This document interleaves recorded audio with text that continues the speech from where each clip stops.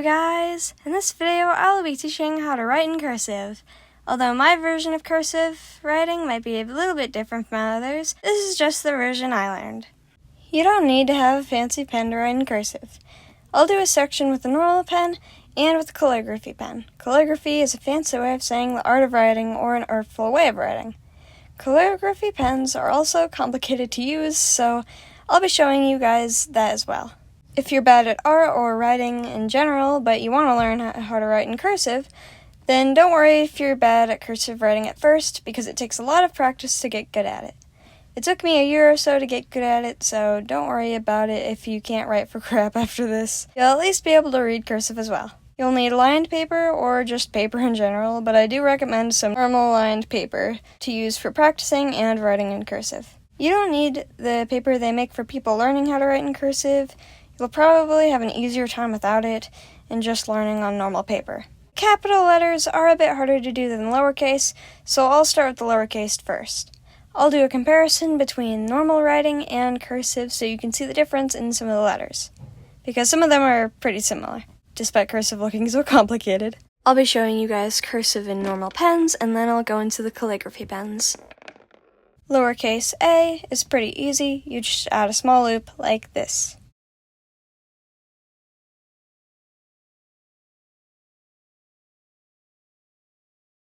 Lowercase b is a weird one, and it took me a while to get good at, but this is how you do it.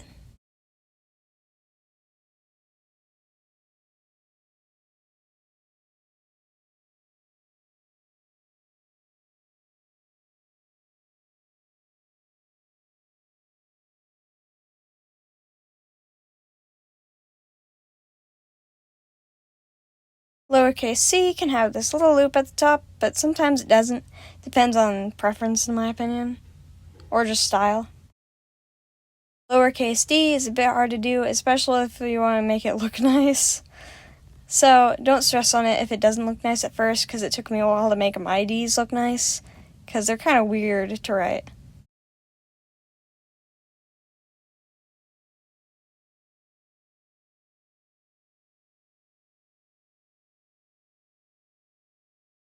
Lowercase e is just a loop like this, but the e is still actually here, as you can see with the highlighted part.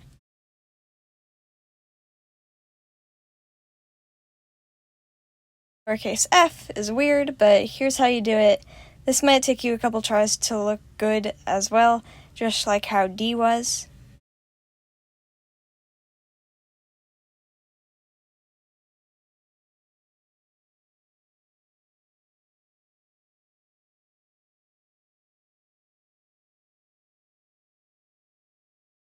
Lowercase g is easy, just add a loop at the bottom like this, pretty much like a normal G, just a little bit fancier.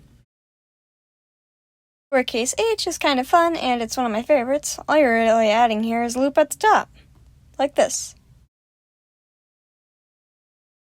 Lowercase I is like the E, but thinner and with a dot.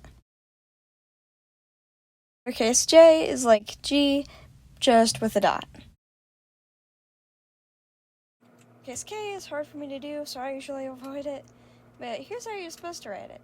I just use a regular K because I'm lazy. Lowercase L is a loop like this. I know a lot of loops. Lowercase m is weird, and so is lowercase n. In real cursive, they swap for some reason, but I just do a normal M and M same as they usually are in normal writing, just a bit fancier. Lowercase o is easy, just add a loop like this at the end. On the other hand is scary. There are two ways to do it, so here's both. You might want to take this one slow because it's very strange to learn in general. It's easy, but it looks magnificent. Just add a sharp angle to it like this at the bottom of it. This is one of my favorite letters as well.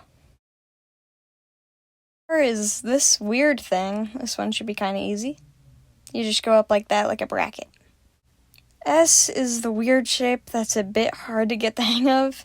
Just takes practice, but here's how you write it.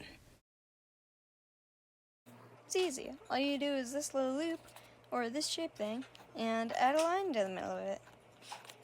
U is like the letter A, but with the letter U, and with the little loop like A has. V is pretty much the same, unless if you want to add a little loop here. W is the same as V, and yeah, with the little style that they both have. See, you can add a little loop to the both of them, but they don't really change much from the normal writing. X is the same as far as I know, but I did look up someone else's version to check, and it can also look like this. Y is fun, just add a loop on the tail like J does. Z is weird, it looks like 3, but loops at the bottom like Y does. Here's how to do it, and you might want to take this one slow. And now on to the capitals! A is like this. It took me a couple tries to make it look nice, but here's how you do it. B is difficult, but it's kind of fun. Some signatures, they'll do the B like this.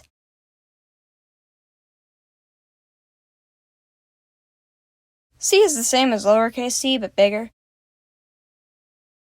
D is just like B, but ugly. Here's another way to do it, though. E is just a big backwards 3. So, it looks fancy, but kinda easy. F is weird but fancy. This one will probably take a couple tries to get the hang of. I'm still trying to get good at it. G is kinda fun. Just do a normal capital C, but with a loop at the bottom like this, so that it does actually look like a G. There's other ways of doing this, but this is just the way I know. H is weird, and most of the time I just do a normal H, but here's how you should do it. Even though it takes, time, and people like writing fast, so. I mean, if you're a slow writer, I guess this works for you. I is fancy. It's a bit difficult, but it took me a while before I got the hang of it, so don't stress if this one is really difficult for you. J is pretty much the same as lowercase j, but with a line at the top, like a normal J. K is the same as lowercase k, but I just write normal K because it looks like an R.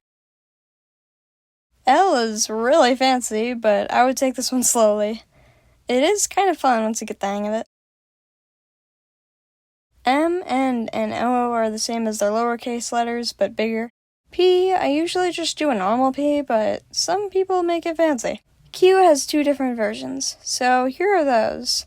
Usually I connect whatever other letter there is to this line at the bottom of the normal Q, but here's how you're supposed to write it in cursive, which I didn't really learn until recently.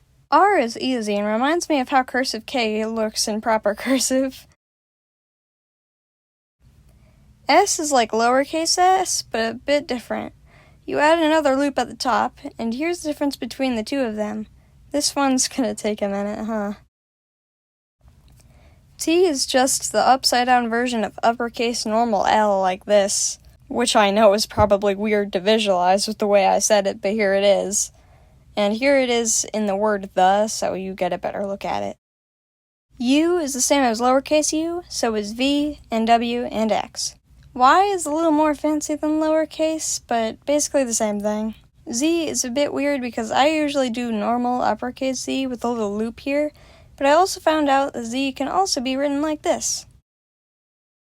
1 is done in 2 ways, and yes, this is where the version of number 1 comes from. 2 is like this. You've probably seen teachers or parents write their 2's like this. 3, 5, 9, and 6 are all the same. 4 is like this. 7 is pretty fancy, but pretty much the same. All you do is put a line through it. 8 is circles instead of the infinity symbol.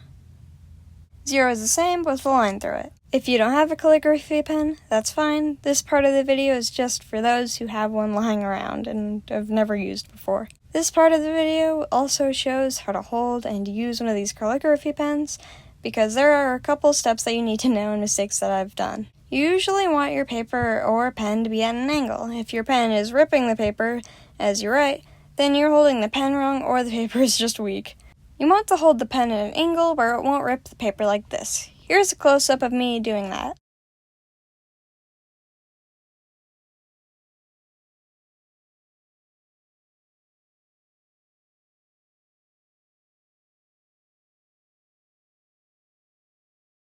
Certain pens work differently, and I will demonstrate some differences in these 2 pens that I have that are also different brands.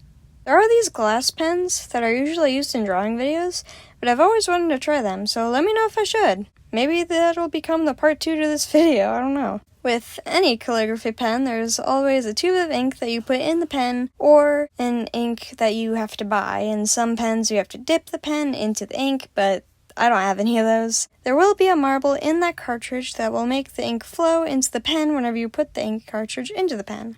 It'll make a click sound, so you know that the ink has, flown into the pen, I guess. It's kind of weird to explain. If the ink isn't flowing, gently tap the paper with the pen, or put a little water on the tip of the pen. Those two options usually work for me if the pen isn't writing at all.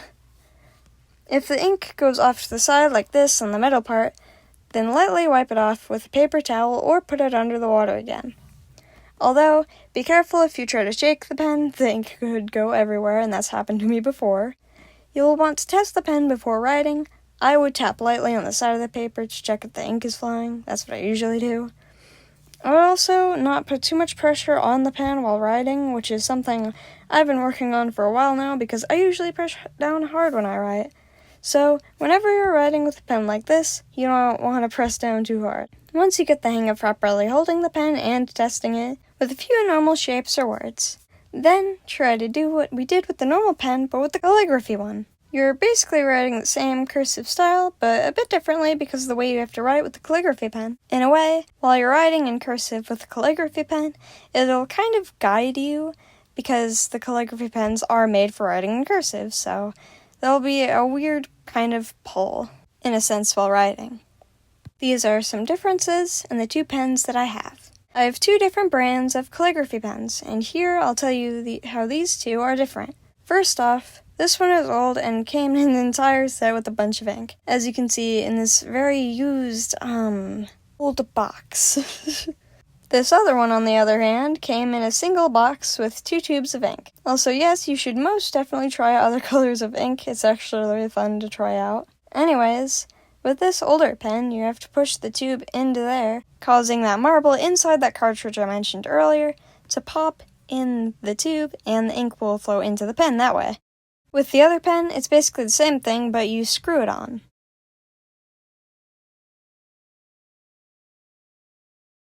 With the older pen that came in the pen set, these are other pens that are the same brand as the older one, but in different sizes. And personally, I enjoy the thinnest size. Here on screen, I will show you the labeling and the sizes of those pens. The older set was donated to me, and the single one I bought at Hobby Lobby. So I hope this also helped out.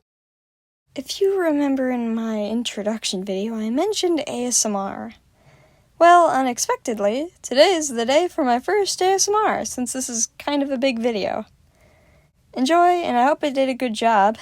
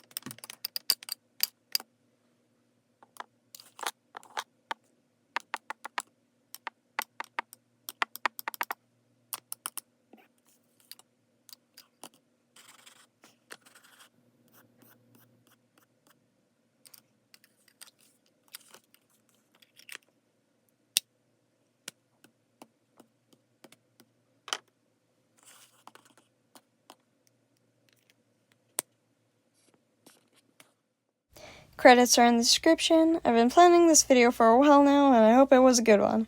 Especially since the summer special is starting soon. Bye!